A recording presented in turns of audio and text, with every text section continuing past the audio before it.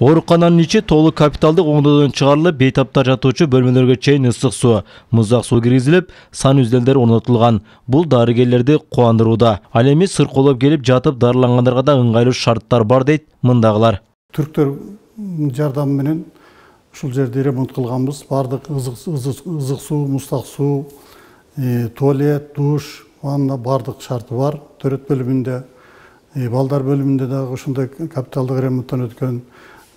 Теги кир жуучу жай, ашканалар бардыгы тең ушундай шарты жакшырды.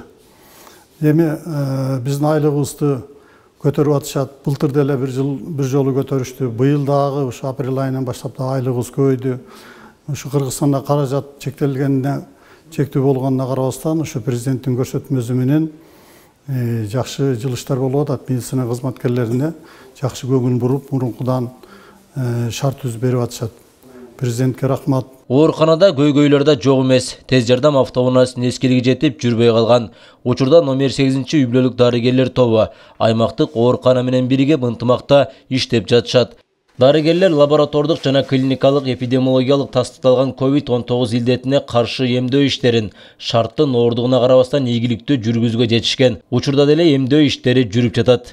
Вакцинация боюнча былтыр 2021 жылы ушу уюшкандыкта ушу вакцинацияны деле жакшы аткардык, бүт фаптар кошо жардам берип, айылдарга мындай группа түзүп алып, айылдарга чыгып жасадык. Ушу биздин тейлеген ГСВдан фаптар 45-50 километр алыстыкта турат.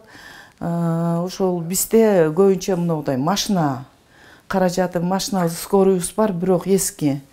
Ошол бир аз мындай кыйынчылыкты туудуруп атат да. Алыскы тоо койнундагы бул ооруканада интернеттик байланышта жакшы жолго коюлган. Мында 7 компьютер иштейт. Кайрылгандарды каттоо, рецепттерди жазуу жана башка документтер санариптик негизде жүргүзүлөт. Аталган ооруканада 3 бөлүм бар. Атап айтканда төрөт бөлүмү, терапия жана балдар бөлүмү. Ооруканада 4 дарыгер, 9 медайымдар эмгектенишет. Айлык акылардын көтөрүлгөнү мындагыларга да жаңы дем күч жараткан. Компьютерлер жетиштүү. Пока бардыгына берилген, принтерлер менен ксерокс аппаратуралар бар.